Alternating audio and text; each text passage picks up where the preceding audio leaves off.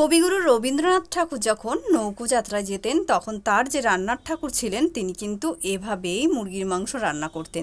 তবে আমি রেসিপিটা একটু এদিক ওদিক করেছি, ভুল ত্রুটি হলে ক্ষমা চাইছি। প্রথমে কয়েকটা গোটা শুকনো লঙ্কা, দারচিনি, এলাচ, লবঙ্গ দিনে আমি গোলমরিচ দিয়েছি, গোলমরিচ আর গোটা জিরে।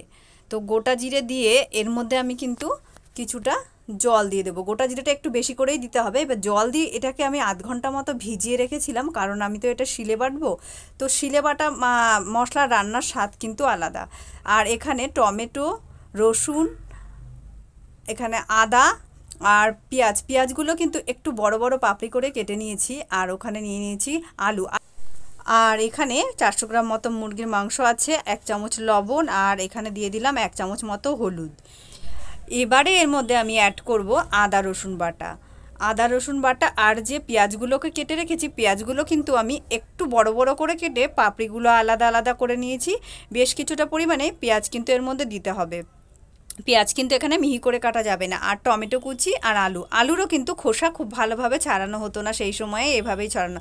আর এখানে দেখো বাটা মশলা, সেই যে ভিজিয়ে রেখেছিলাম মশলাটা, ওটা কিন্তু আমি শিলে বেটে নিয়েছি। এবার ওই বাটা মশলাটা দেওয়ার পর এবার আমি হাতের মধ্যে বেশ কিছুটা পরিমাণে সর্ষের তেল নিয়ে নিলাম। এই সর্ষের তেলটা এবার এর উপরে দিয়ে আমি ভালো করে মাংসের সাথে এভাবে মাখিয়ে নেব। মাংসটাকে মেখে 10 মিনিট মতো আমি রেখে দেবো। বন্ধুরা, রেসিপিটি যদি ভালো লেগে থাকে তাহলে কিন্তু অবশ্যই লাইক, কমেন্ট, শেয়ার করে দিও। আর চ্যানেল নতুন হয়ে থাকলে একটা ফলো করে দিও। এখানে বেশ কয়েকটা গোটা তেজপাতা আর 2টো শুকনো লঙ্কাও দিয়ে দিলাম। আর এইদিকে একটা কড়াই বেশ ভালো মতো গরম করে এর মধ্যে তেল দিয়ে দিলাম। যেহেতু আগে তেল দিয়েছি, তো এখানে কিন্তু তেলের পরিমাণটা একটু কমই দিতে হবে। দিয়ে সারা কড়াইতে ভালো করে লাগিয়ে নিয়ে এবার এর মধ্যে ওই ম্যারিনেট করা মাংসটাকে এর মধ্যে দিয়ে দিলাম। দিয়ে এবার গ্যাসের আঁচটাকে কিন্তু ভীষণভাবে বাড়িয়ে দিতে হবে। বাড়িয়ে দিয়ে এবার খুন্তি দিয়ে বেশ ভালো করে এইভাবে বেশ কিছুক্ষণ নাড়িয়ে যেতে হবে। মাংসটা যখন ভালো মতো গরম হয়ে যাবে তখন এটাকে ঢেকে দিতে হবে। তো ঢেকে দিয়ে 2-1 মিনিট পর কিন্তু গ্যাসটাকে একদম কমিয়ে দিলাম। 10 মিনিট পর ঢাকনা তুলে আবার একটু বেশ করে নেড়েচেড়ে দিলাম। নেড়েচেড়ে দিয়ে আবার কিন্তু আমি ঢেকে দিলাম। আবার 10 মিনিটের জন্য এটাকে ঢেকে দিলাম।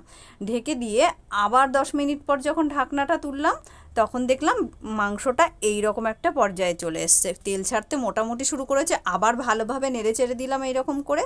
নেড়েচেড়ে দিয়ে আর একটুখানি আবার ঢেকে দিয়েছি।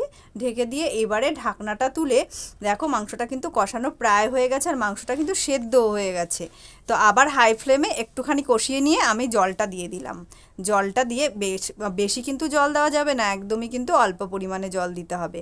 এবার গ্যাসটা বাড়িয়ে দিয়ে ভালো মতো যখন জলটা ফুটে উঠবে তখন ঢেকে দিলাম।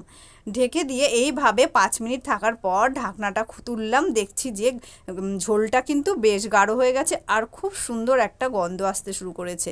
আর এই মাংসটা রান্নার সময় কিন্তু ভীষণ গন্ধ বেরোবে, ভীষণ সুন্দর একটা মশলার গন্ধ। ওপর থেকে কিন্তু আমি একটু চিনি দিয়ে দিলাম, চিনিটা না দিলেও চলবে। আর রান্নায় কিন্তু ঠাকুরবাড়ির যে রান্নাটা হয়েছিল সেটাতে কিন্তু স্পেশালি ঘি ইউজ করেছিল। তো আমরা তো অতটা ঘি দিয়ে খাওয়া অভ্যেস নেই, তাই কিন্তু আমি সর্ষের তেলেই রান্না করলাম। তো রেসিপিটি এখানেই শেষ করলাম। তোমরা সবাই খুব ভালো থেকো।